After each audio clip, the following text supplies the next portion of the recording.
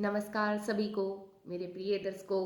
आप सबका फिर से स्वागत है एक बार और मेरे एक और इस नए वीडियो में। और इसमें आपको ज्ञान दर्पण कराया जाता है, बहुत अच्छी अच्छी कहानियाँ सुनाई जाती है जिसको सुनने से शायद आपके कोई दुख हो वो सब दूर हो जाए। और ये कहानी ऐसी एक शिक्षाप्रद कहानी है जो बड़े से लेकर बच्चों में सभी में बहुत ज़रूरी है। और वो 8 बातें हमें अपनी ज़िंदगी में ज़रूर अपनानी चाहिए। और जिसने इन बातों को अपनाया है वो कामयाब ज़रूर हुआ है।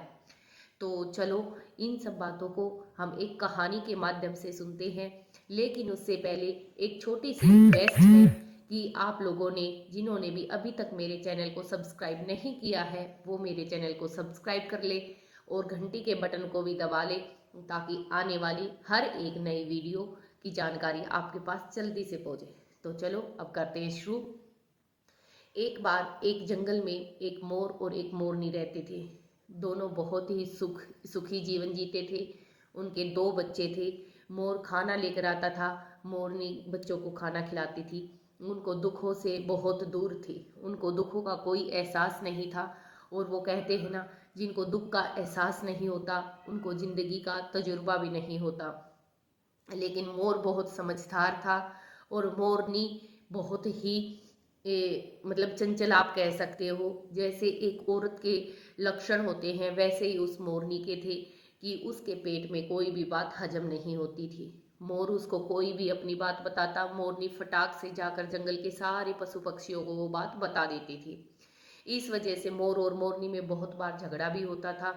मोर कहता था तुम अपनी बात दूसरों को मत बताया करो, लेकिन मोरनी को जैसे ही बात पता चलती वो पैको पैको करके सबको अपनी बातें बता देती थी। तो मोर ने उसको बहुत समझाया। रोज की बात थी, मोर खाना लेने के लिए जाता, आकर मोरनी को खाना देता। मोरनी उससे पूछती कि आप खाना कहाँ से लाए हो, मोर उसको बता देता और वो जाकर सभी जंगल के पक्षियों को बता देती।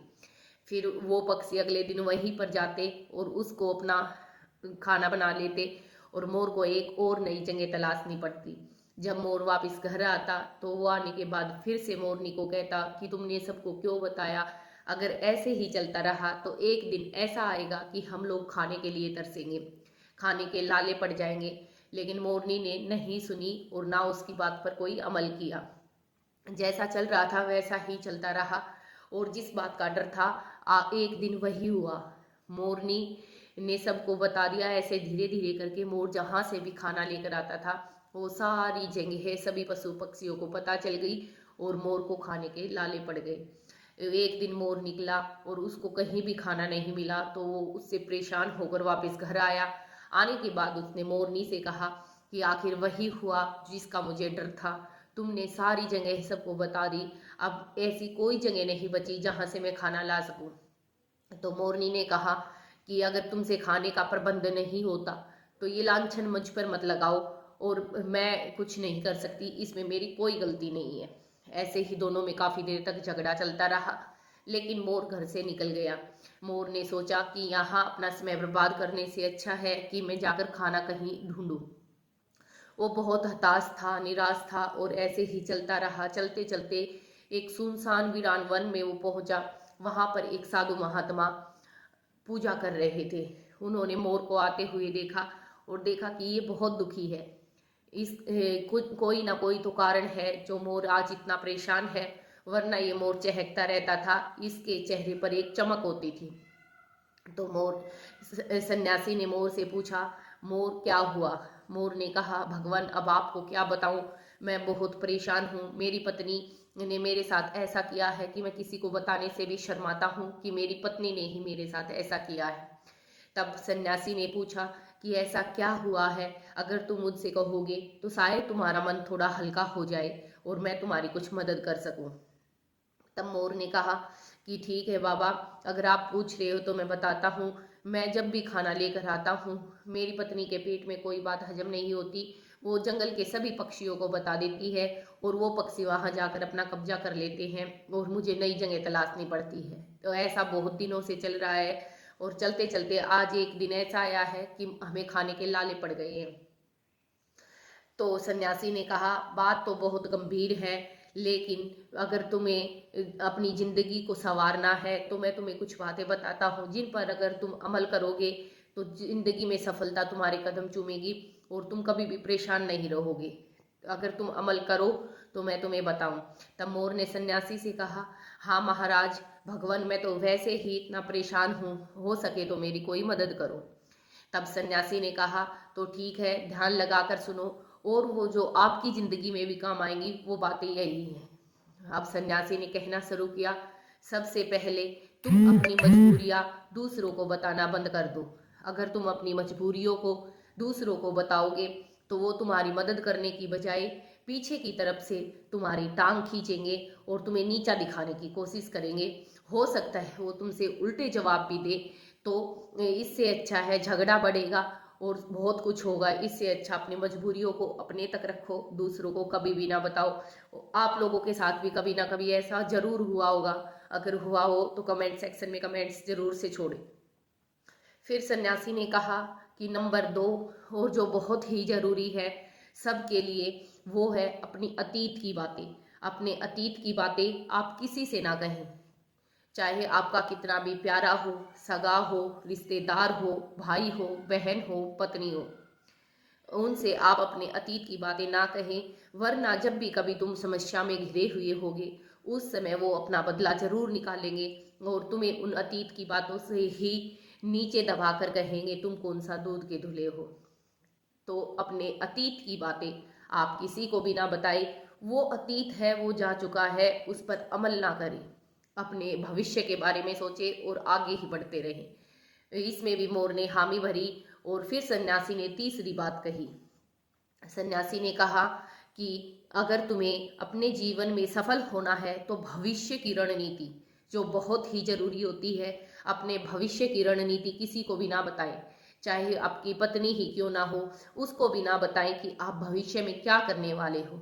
भविष्य में जो होगा वो तो होगा ही, उसमें तो भगवान का हाथ होता है, लेकिन एक रणनीति हम सब तैयार करते हैं। उसमें चाहे हम हैं या आप हैं, वो रणनीति सब तैयार करते हैं और उस रणनीति को गलती यहीं पर होती है कि हम सबको बता देते हैं और जैसे ही वो सफलता छूने वाली होती है तो लोग उस रणनीति में अपना कूड़ा कचरा डालकर उसको खराब कर देते हैं और आप युद्ध के मैदान में हार जाते हैं।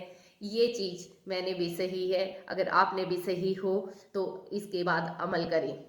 फिर सन्यासी ने कहा कि सुनो मोर, चौथी और बहुत ही जरूरी बात, अपनी कमाई का जरिया। अपनी कमाई का जरिया किसी को ना बताए, वो आपका बिल्कुल प्यारा क्यों ना हो, आपका बेटा बेटी कोई भी हो, उसको अपनी कमाई का जरिया ना बताए कि आपकी कमाई कहाँ से हो रही है। वरना एक दिन ऐसा आएगा, धीरे धीरे वो उसी कमाई पर कब्जा करेंगे और आपको कहेंगे कि आप होते ही कौन है जो इस कमाई पर आप अपना अधिकार जमा रहे हैं, यह तो हमारी है और हमने इसको कमाया है। और ये बात सत्यता में बदल जाएगी क्योंकि वो उस कमाई को इतना धीरे धीरे अपना बनाते हैं कि उनको आपको समझ भी नहीं आएगा कि वो कमाई आपकी है या उनकी है। तो ये सबसे जरूरी है जो हमें अपने जीवन में उतारनी चाहिए कि अपनी कमाई का जरिया किसी को भी नहीं बताना चाहिए, चाहे उसमें आपकी स्वयं की पत्नी, माँ या पिता ही क्यों ना हो। फिर फिर सन्यासी ने कहा एक और जरूरी बात, अपने घर की बात। अब हाँ, अपने घर की बात किसी को भी ना बताएं, नहीं तो वो आपको बात बात पर हताश करेंगे। घर में सभी के झगड़ा होता है, पिता पुत्र का होता है, माँ बेटे का होता है, भाई बहन का होता है, पति पत्नी का होता है, लेकिन उसको आप सबके सामने ना लाए।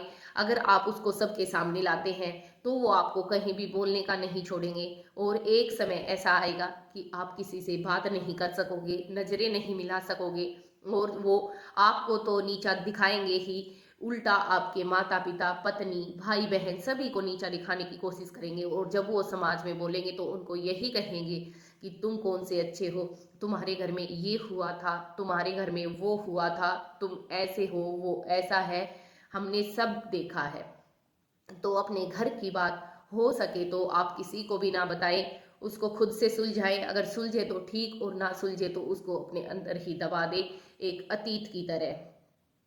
एक और ज़रूरी बात जो हमें अपने जीवन में उतारनी चाहिए वो यही है कि हमें अपने आगे की तरफ देखकर पीछे की तरफ कभी भी ना देखना चाहिए। हमें सिर्फ अपने आगे की तरफ देखना चाहिए। जितना हमें मिला उसमें संतोष कर लेना चाहिए। अगर हम इच्छा की इतनी इच्छा शक्ति अपनी बढ़ाकर रखेंगे तो हम जिंदगी में कभी भी सुख नहीं पाएंगे, क्योंकि इच्छा ही है जो हमारे सुख को मार देती है। अगर हमें सुखी रहना है तो हमें संतोषी बनना पड़ेगा और हमें संतोष करना पड़ेगा। आज अगर मेरे पास 1 रुपया है और मुझे ज़रूरत 10 रुपये की है तो भी मुझे 1 रुपये में संतोष करना पड़ेगा और मैं कुछ कर भी नहीं सकती। एक काम करते हैं, भविष्य की रणनीति उसको तैयार करते रहिए, आगे बढ़ते रहिए। और सन्यासी ने इस तरह मोर को सारी बातें समझाई। मोर ने उनको अपने जीवन में भी उतारा और बहुत ही सुखी अपना जीवन बिताया। उसके बाद उन पति पत्नी का झगड़ा भी बहुत कम हुआ। उनकी पत्नी सुधरने वाली नहीं थी तो उसने खुद को सुधारा, अपने जीवन को सुधारा। तो हो सकता है ये कहानी आपके जीवन में भी कुछ ना कुछ निखार लाएगी और आपको अच्छा बनाएगी। अगर आपको ये कहानी पहले से ही पता थी तो कमेंट सेक्शन में अपने कमेंट्स छोड़े, और नहीं पता थी और अगर अच्छी लगी तो चैनल को सब्सक्राइब करके लाइक करके मेरे मोटिवेशन को बढ़ाए। धन्यवाद। मिलेंगे एक और नई प्रेरणादायक कहानी के साथ। जय श्री राम।